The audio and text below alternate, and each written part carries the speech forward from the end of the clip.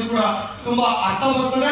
ಈ ಕಾರ್ಯಕ್ರಮಕ್ಕೂ ಗೌರವ ಸಿಗುತ್ತೆ ಮತ್ತು ಇದು ಸಾರ್ಥಕತೆ ಕಾರ್ಯಕ್ರಮ ಅನ್ನುವಂಥದ್ದು ನನ್ನ ಅಭಿಪ್ರಾಯ ಆಗಿದೆ. ಆ ವಿಚಾರದಲ್ಲಿ ತಾವೆಲ್ಲ ಕೂಡ ಪ್ರಯತ್ನದ ಹಾದಿಯಲ್ಲಿ ಸಾಗಬೇಕು.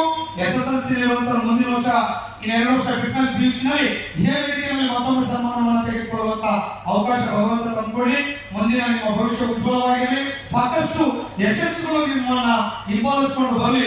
ಆ ಗುರಿಯನ್ನ ಮುಟ್ಟುವಂತ ವಿಚಾರದಲ್ಲಿ ತಾವು ಹಿಂದೆ ಮುಂದೆ ನೋಡ್ರೆ ಸ್ವಾಭಿಮಾನದಿಂದ ತಾವು ಕಟ್ಟಿಕೊಳ್ಳುವಂತ ರೀತಿಯಲ್ಲಿ ತಾವೆಲ್ಲ ಪ್ರಯತ್ನಗಳು ಸಾಗಿ ಭಗವಂತ ನಿಮ್ಮಿಂದ ನಿಮ್ಮೆಲ್ಲ ಪ್ರಯತ್ನಗಳಿಂದ ಆಶೀರ್ವಾದವನ್ನ ನೀಡಿ ಒಂದು ಪ್ರಾರ್ಥನೆ ಮಾಡ್ತಾ ಮತ್ತೊಮ್ಮೆ ಭಾಗವಹಿಸಿರುವಂತಹ ಎಲ್ಲ ವಿದ್ಯಾರ್ಥಿಗಳಿಗೆ ಕೂಡ ಶುಭಾಶಯಗಳೊಂದಿಗೆ ಅಭಿನಂದನೆಗಳನ್ನು ಕೂಡ ಈ ಸಂದರ್ಭದಲ್ಲಿ ಸಲ್ಲಿಸಲಿಕ್ಕೆ ಬಯಸ್ತೇನೆ.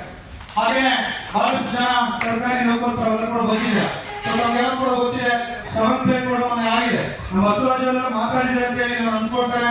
7th ಪೇ ಕಮಿಷನ್ ಆದ ಸಂದರ್ಭದಲ್ಲಿ ನಾವೆಲ್ಲ ನೌಕರರಿಗೆ ಕೂಡ ಒಂದಿಷ್ಟು ವೇತನ ಭತ್ಯೆ